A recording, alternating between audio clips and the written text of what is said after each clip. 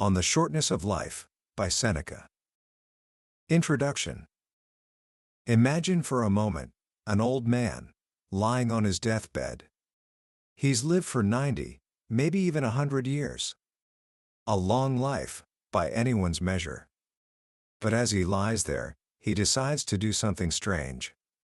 He decides to hold an audit of his life, like a businessman reviewing his accounts. He starts to reckon how much of his time was taken by a moneylender, how much by a powerful patron he was trying to impress, how much spent in pointless quarrels, or simply dashing about the city on social duties that meant nothing to him. He thinks of all the days that didn't go as planned, the years lost to groundless sorrow or foolish joy, the time plundered by others when he wasn't even paying attention. And as he adds it all up, a horrifying realization dawns on him. He hasn't lived a long life at all. He has merely existed for a long time. The years he can truly call his own, the time he was truly at his own disposal, are shockingly few.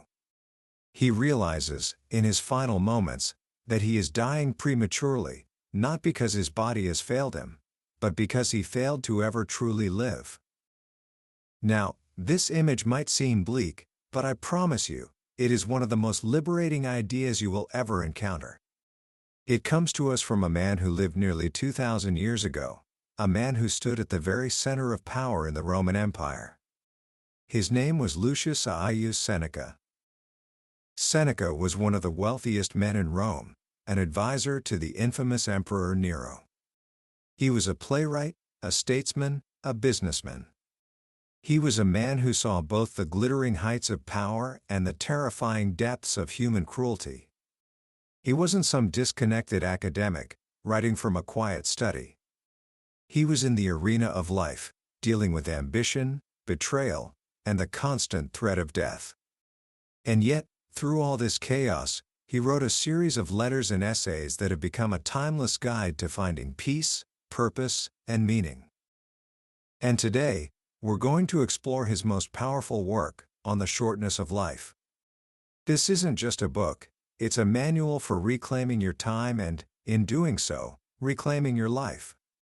By the end of our journey today, you'll understand the profound secret he discovered, that life is not short at all.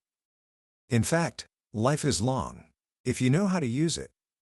And you'll have the tools to start using yours, right now. Book summary. So, where does this feeling come from? This universal complaint that life is just too short. You hear it everywhere. The greatest of doctors, Hippocrates, famously said, "Life is short, art is long." Even the brilliant philosopher Aristotle complained that nature gave animals 5 or 10 human lifetimes, while we, who are born for such great things, are given a far shorter limit. It feels like we spend our whole lives just getting ready to live, and then, just as we figure things out, our time is up. But the old Stoic master looks at this complaint with a gentle, knowing smile. He tells us we've got it all wrong. The problem isn't the timeline nature has given us. The problem is us. It is not that we have a short time to live, he writes, but that we waste a lot of it. Think of it like this. Imagine you were given an immense fortune, a truly princely sum of money. If you were a bad owner, heedless and wasteful, you could squander it in a moment. But if you were a good custodian, even a modest sum could be invested wisely and grow over time. Our life, he says, is exactly the same. We are given a generous amount of time, enough for the highest achievements. But we waste it. We let it drain away in heedless luxury and on activities that serve no good purpose. We are not ill-supplied, we are just incredibly wasteful. So, who are the thieves of our time? Seneca paints a vivid picture of the Roman world, but you'll be amazed at how familiar it sounds. He talks about the people he calls the preoccupied. These are the people who are constantly busy, but never truly productive in the art of living. He points to the man gripped by insatiable greed, always chasing more money. The man soaked in wine or sluggish with idleness. The man worn out by political ambition, always at the mercy of other people's judgment. The trader driven headlong over every land and sea, hoping for profit. The soldier, always inflicting danger on others or anxious about danger to himself. The man who wears himself out in thankless servitude, waiting on the great and powerful, hoping for a sliver of their attention. So many people, he says, pursue no fixed goal. They are just tossed about by a shifting, inconstant fickleness, never satisfied with themselves. They have no real aim for their life's course, and so death takes them by surprise while they are still yawning languidly. And it's here that he delivers one of his most piercing lines: "It is a small part of life we really live. Indeed, all the rest is not life but merely time." This is a crucial distinction. We can exist for decades, filling our days with activity, and still not live at all. Because living requires presence, purpose, and self-possession. The preoccupied have none of these. They are constantly being pulled away from themselves. He asks us to look at the people whose good fortune everyone envies. They are often the most miserable, choked by their own blessings. The rich man who finds his wealth a burden. The famous speaker who is exhausted from constantly showing off his talents. The person surrounded by a crowd of clients, left with no freedom for himself. Everyone is living for someone else. X cultivates Y, and Y cultivates Z, but no one, he says, bothers about himself. We complain if a powerful person doesn't have time to see us, yet we never make time for ourselves. We guard our property with our lives. If there's a dispute over a boundary line, we rush to stones and arms. But when it comes to our lives, we allow anyone and everyone to encroach upon them. We even invite in the very people who will take them over. You will find no one, he observes, willing to share out his money. But to how many people does each of us divide up our life? We are frugal in guarding our personal property, but when it comes to squandering time, we are the most wasteful of the one thing in which it is right to be stingy. This is the central diagnosis of our problem. We don't value our time because it's intangible. We can't see it or hold it, so we treat it as if it's cheap, almost worthless. People will hire out their labor for a pension or a small fee, but nobody works out the true value of their time. They use it lavishly, as if it costs nothing. But let that same person face a terminal illness, and you will see them praying to their doctors, willing to spend their entire fortune just to stay alive for a little longer. So what's the reason for this massive blind spot? Seneca says it's because we live as if we are destined to live forever. Our own frailty never occurs to us. We don't notice how much time has already passed. We squander it as though from a full and overflowing supply, even though the very day we are devoting to someone or something else may be our last. This leads to his most famous and powerful observation on human nature. You act like mortals in all that you fear, and like immortals in all that you desire. Think about that. When it comes to things like public speaking, or taking a risk, or facing a challenge, we are paralyzed by mortal fear. We worry about embarrassment, failure, and what people will think. But when it comes to our desires, we act as if we have an infinite amount of time. You hear people say it all the time: when I am 50, I shall retire into leisure. When I am 60, I shall give up public duties. And Seneca asks, what guarantee do you have of a longer life? Who will allow your course to proceed as you arrange it? Aren't you ashamed to keep for yourself just the remnants of your life, and to devote to wisdom only that time which cannot be spent on any other business? How late it is to begin really to live just when life must end. This is the great trap of someday. We put off sensible plans. We defer our own lives, always waiting for a future that is never promised. He calls this putting things off the biggest waste of life. It snatches away each day as it comes and denies us the present by promising the future. The greatest obstacle to living is expectancy, which hangs upon tomorrow and loses today. The whole future lies in uncertainty, he urges. Live immediately. To drive this point home, he tells us stories of the most powerful and successful men of his time, men who seemed to have it all, but who were caught in this very trap. He talks about the deified Augustus, the first Roman emperor, a man to whom the gods granted more than anyone else.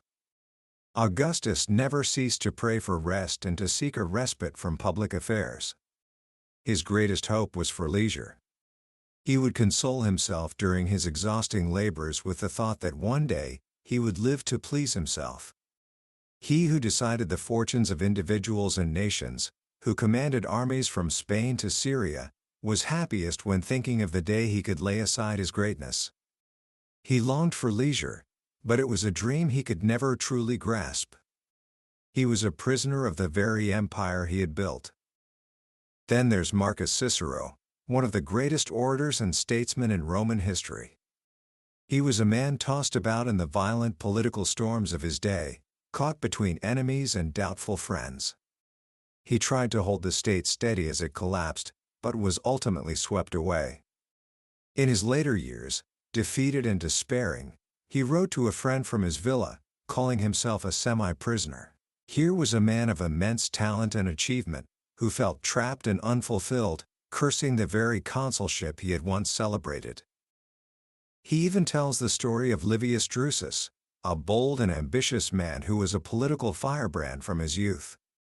He was so busy making a name for himself that he is said to have cursed his life, saying that he alone had never had a holiday, not even as a child.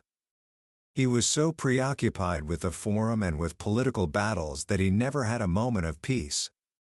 His premature ambition led to both public and private trouble, and he died a violent, timely death, complaining that he'd never truly had a break.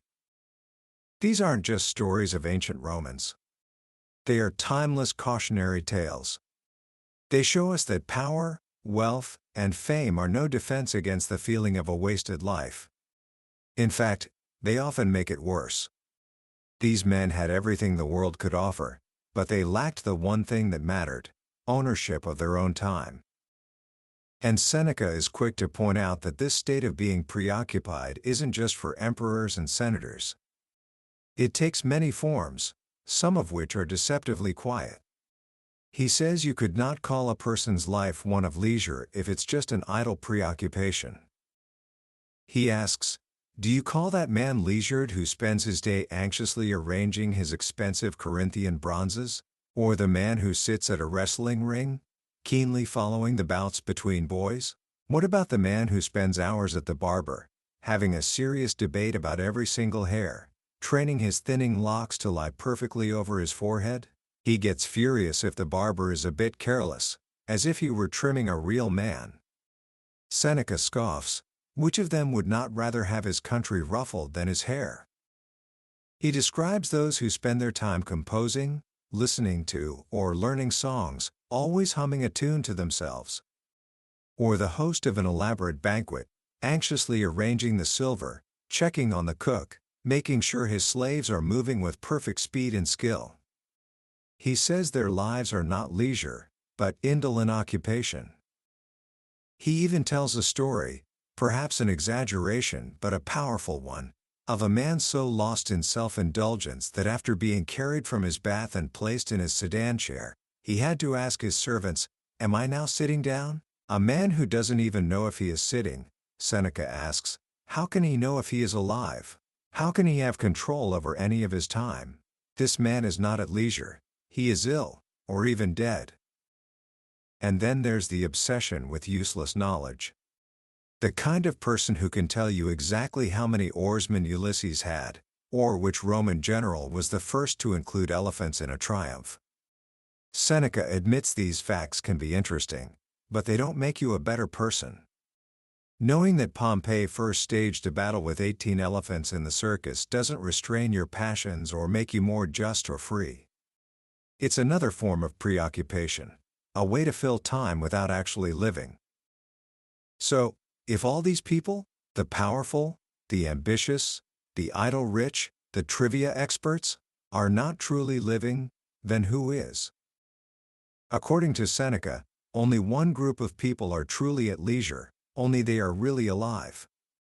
And those are the people who make time for philosophy. Now, when he says philosophy, he doesn't mean what we might think of today, a dry, academic subject studied in a university classroom. For Seneca and the Stoics, philosophy was a way of life. It was the art of living itself. The philosopher, he says, is not confined by the same boundaries as other people. He alone is free from the laws that limit the human race. And how? Because he annexes every age to his own. All the years that have passed before him are added to his own.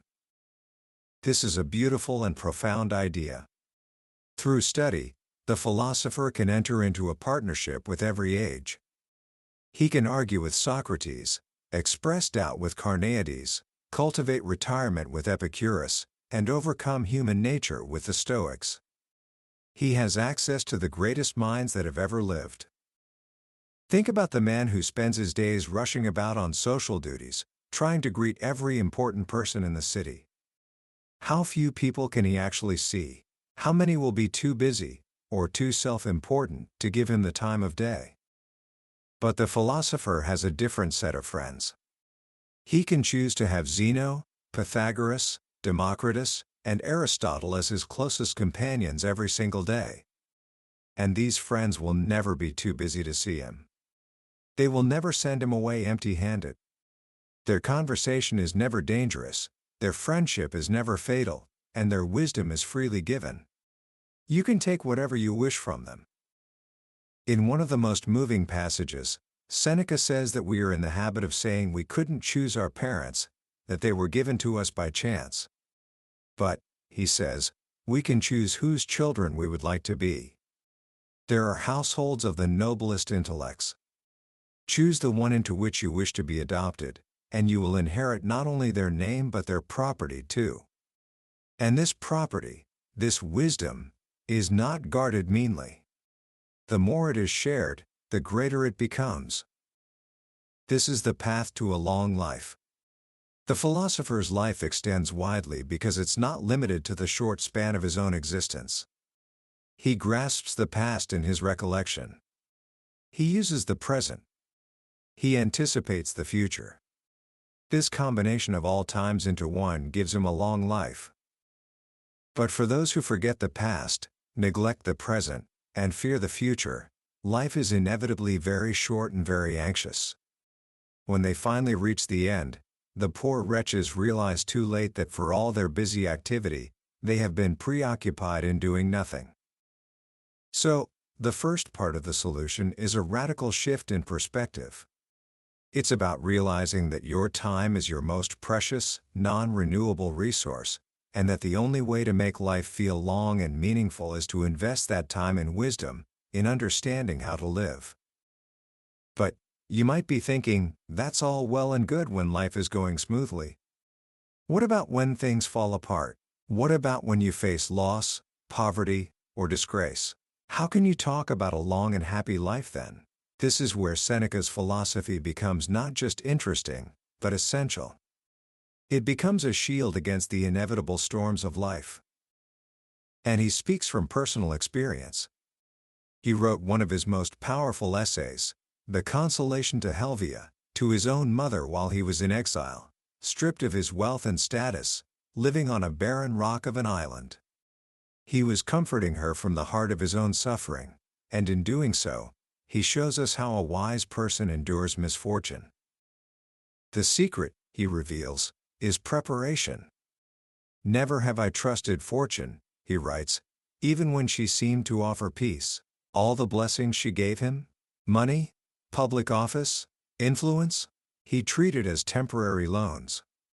He kept a wide gap between them and his true self, so that when fortune came to reclaim them, she could take them away without tearing a piece of him away with them. He understood that no man is shattered by the blows of fortune unless he was first deceived by her favors. The people who are laid low are the ones who believed her gifts were their own forever. But the man who is not puffed up in good times does not collapse when they change. His fortitude has already been tested. In the midst of prosperity, he has already tried his strength against adversity. This is the practice of what we now call negative visualization. It's not about being a pessimist. It's about being a realist.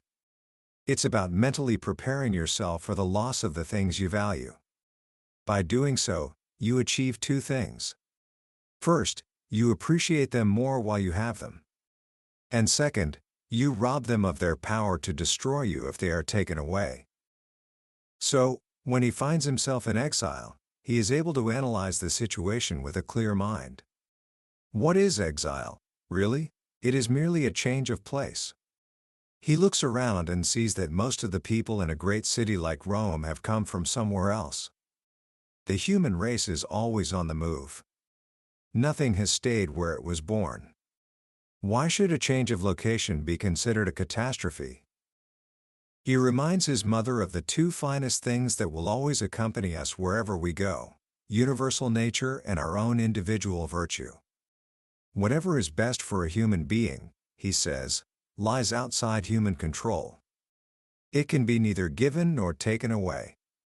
The world, nature's most glorious creation, and the human mind, which can gaze and wonder at it, these are our own everlasting possessions. As long as we have these, we are never truly in exile. From any point on earth, the distance to the heavens is the same. What about poverty? He argues there is no evil in poverty, unless you've arrived at the lunatic state of greed and luxury. The body's needs are few: freedom from cold, and nourishment to banish hunger and thirst. Anything more, and we are serving our vices, not our needs. He contrasts this with the absurd luxury of his time. The pretentious kitchens stocked with birds hunted from beyond the Roman frontiers. The food brought from the furthest sea that their stomachs, weakened by indulgence, can barely receive. They vomit in order to eat, and eat in order to vomit, he says with disgust. To someone who despises all that, what harm can poverty do? In fact, it can even be a cure, forcing you back to a simpler, healthier way of living. He tells the story of Apicius, a famous gourmand who spent 100 million sesterces in his kitchen. When he finally looked at his accounts and realized he would only have 10 million left, he decided that living on such a sum would be starvation, and so he poisoned himself. For this man, 10 million was poverty.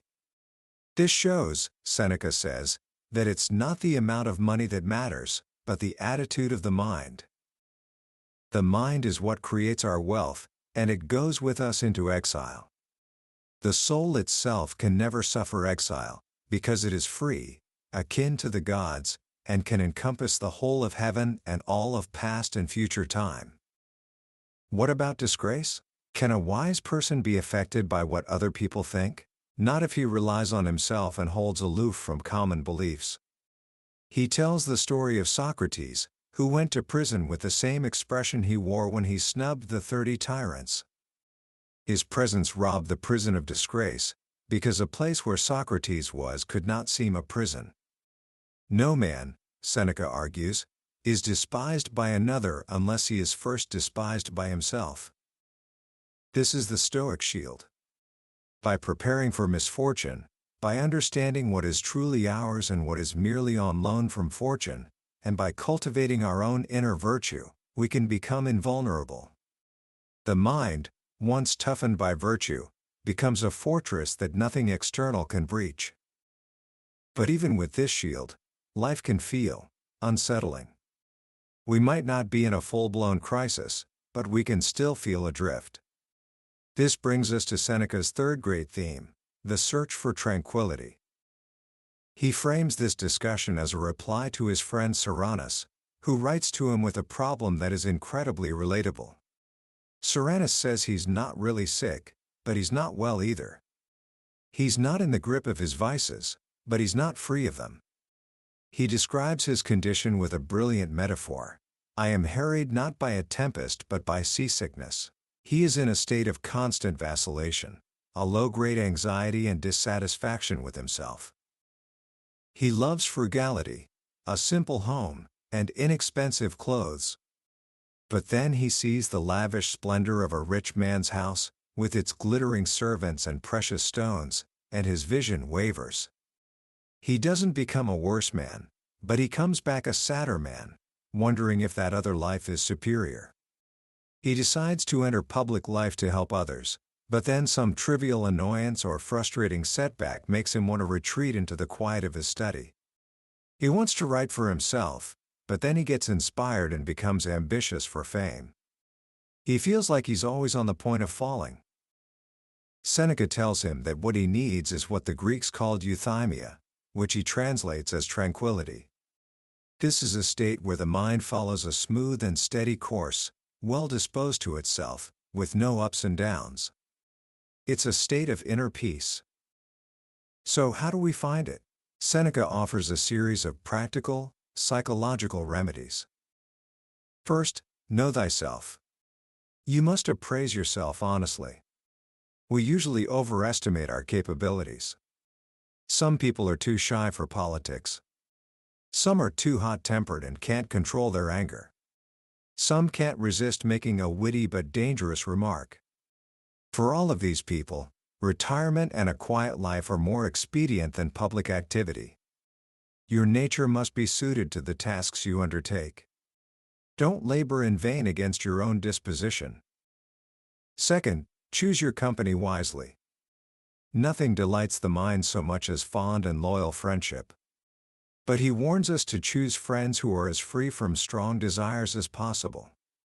Vices spread insidiously. He says that just as in a time of plague you wouldn't sit next to someone who is sick, in choosing friends, you must find those who are the least corrupted. But he's also a realist. He's not telling you to only associate with a perfect wise man. Where would you find one?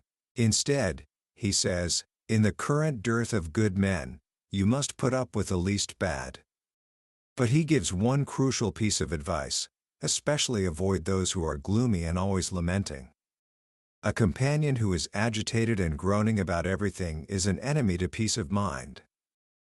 Third, be flexible. We must not pin our hopes too much on our set plans. We must be able to move over to those things to which chance has brought us, without dreading a change in our purpose or our condition. Obstinacy is bound to bring wretchedness. But even more serious is the fickleness that never settles on anything. Both are hostile to tranquility. Fourth, find the right balance between solitude and society. We should withdraw into ourselves often, because associating with people unlike ourselves can upset a calm disposition. But we must also mingle with the crowd. The two things are a remedy for each other. Solitude will cure our distaste for a crowd, and a crowd will cure our boredom with solitude. Fifth, allow your mind to relax.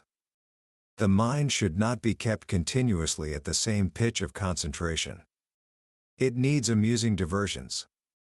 He notes that Socrates was not ashamed to play with small children, and the great statesman Cato would soothe his mind with wine when it was tired from the cares of state.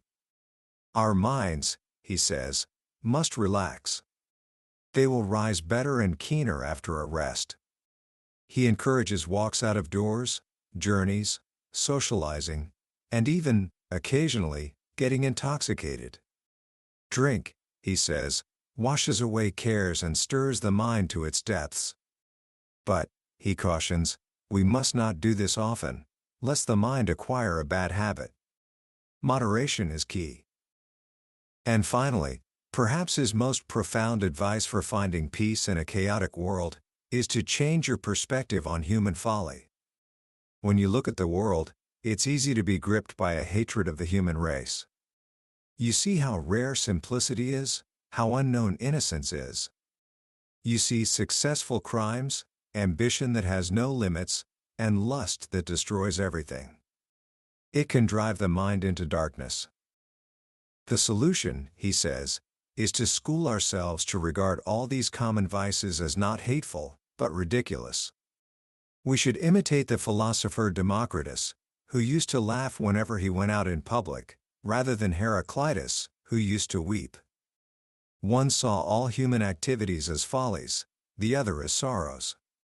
It is more civilized, Seneca concludes, to make fun of life than to bewail it. The person who laughs at the world deserves better of the human race than the one who grieves over it, because he allows it some hope, while the other laments over things that can never be put right. This shift from anger and sorrow to a kind of tolerant, amused perspective is a powerful tool for maintaining your own tranquility. It allows you to engage with the world without being destroyed by its imperfections. And through all of this, through managing our time, building our fortitude, and seeking tranquility, runs one final, essential thread: the knowledge of how to die. He says that he will live badly who does not know how to die well. We must reckon the breath of life as something cheap. The fear of dying is often the cause of death, because it makes us act cowardly. He who knows that death was the condition laid down for him at the moment of his conception will live on those terms. He tells the incredible story of Julius Canus, a man condemned to death by the mad Emperor Gaius, also known as Caligula. When the emperor told him, "I have ordered you to be led off to execution," Canus simply replied, "I thank you, noble emperor." In the 10 days leading up to his execution, he showed no anxiety at all. When the centurion came to get him, he was in the middle of a game of draughts. He calmly counted his pieces, turned to his opponent and said, "See that you don't falsely claim after my death that you won." And then, nodding to the centurion, he said, "You will be my witness that I am leading by one piece." As he walked to his execution, his philosophy teacher asked him what he was thinking about. Canus replied, "I have decided to take note whether in that most fleeting moment the spirit is aware of its departure from the body." He was using his own death as a final philosophical experiment. This is the ultimate tranquility. A mind so at peace with itself and with the nature of life and death that it can face its own end not with fear, but with curiosity and even a sense of irony. This is the goal. This is the life that Seneca holds out for us. A life where we are the masters of our own time. A life where we are fortified against the worst that fortune can throw at us. A life where we possess a deep and unshakable inner peace. A life that is not measured in the number of its years, but in the depth of its meaning. A life that is, by any true measure, long. Commentary. As we come to the end of Seneca's wisdom, you can't help but feel how incredibly modern, how urgent, his message is. He was writing 2,000 years ago about the dangers of being preoccupied, of being distracted, of giving away our time to trivialities. But if he could see our world today, with our smartphones buzzing in our pockets, our 24/7 work culture, our endless social media feeds, he would likely say that the disease he diagnosed has become a global pandemic. We have invented machines of preoccupation that are more powerful and insidious than anything a Roman emperor could have dreamed of. And that's why this book is more than just an interesting piece of history. It's a vital antidote for our times.